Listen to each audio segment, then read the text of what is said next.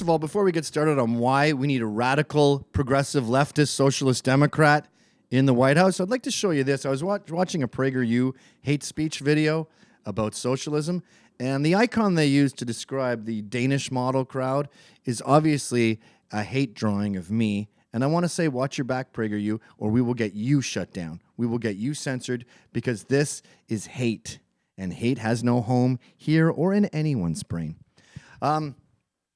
Here's something that everyone has to understand about why we need a radical leftist, not a centrist, to win this election. Who won the last election? Donald Trump. What is he? He's a far-right, alt-right Nazi. He said it's okay to grab women's vaginas at any time. He said all Mexicans are rapists. He colluded with Russia and redacted the parts of the report that prove that. He said Nazis are good people. He is as radical. He's friends with David Duke, basically.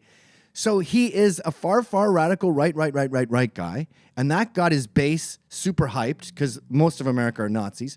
So we have to activate our anti-Nazis, our Antifa and stuff, and get them excited to go to the polls. So we need a leftist version of the right thing I just described. We need a radical super freak who's literally the opposite of Hitler. And a comedian in LA, and I get a lot of my politics from comedians in LA. They seem to have their ear to the ground. A comedian in LA summed this up while mocking the New York Times. Now, a lot of you normies are total noobs. And when you see the left mocking, like you see Alexandria Ocasio-Cortez mocking Nancy Pelosi, you go, why are we cannibalizing each other? No, we are saying to the moderate left, we don't need you. So we don't need the New York Times. We don't need Nancy Pelosi. We don't need Joe Biden. We don't even need Bernie. What's his name? The Jewish guy. Sanders, yeah. And this explains why, as they mock this New York Times journalist and rejoice in Joe Rogan eviscerating her. Take it away. Very wise. She's a New York Times columnist, in case you don't know. Okay? And so here we go. Trump's whole thing was, screw the center. I just need to make my base we gotta go do. ape shit crazy for me. So now she's going to tell you why we can't have a progressive as the Democratic nominee. And it's because of the Trump one, and here she's going to tell you. They're still apeshit crazy, and no matter what I he know, does, and I'm worried that the Democrats are going to try and replicate that strategy and be like, we just need to make our base go apeshit crazy. Yeah, why would you want to replicate a strategy that won? That's it in a nutshell.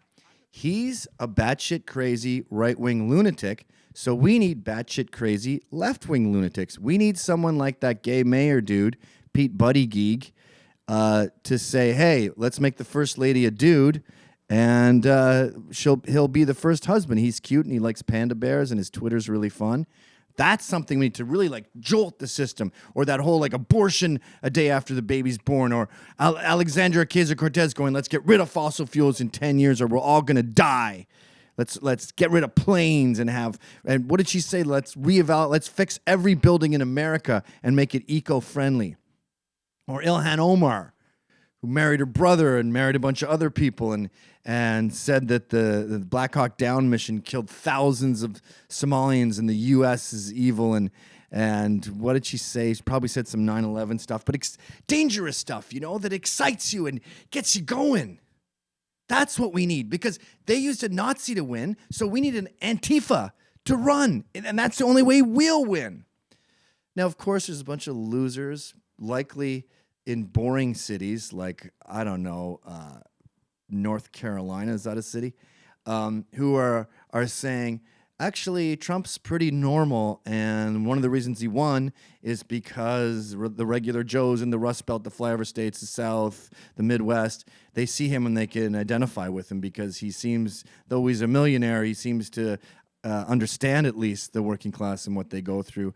And after all, as John Steinbeck pointed out, America's poor are unique in that they see themselves as temporarily embarrassed millionaires. And when they look at Trump, they see Rodney Dangerfield in Caddyshack, and he's someone who wants them to get rich too, and he's not a snob, and he's not out of touch, and he doesn't speak in a bunch of SJW gobbledygook. So he didn't win because he's radical, he won because he's normal. And if they go radical, he's going to win in an even bigger landslide. That's bullshit. He's literally Hitler. So we need our own Hitler. I am Miles McInnes. I make videos about social justice. To see them all, go to nohate.com.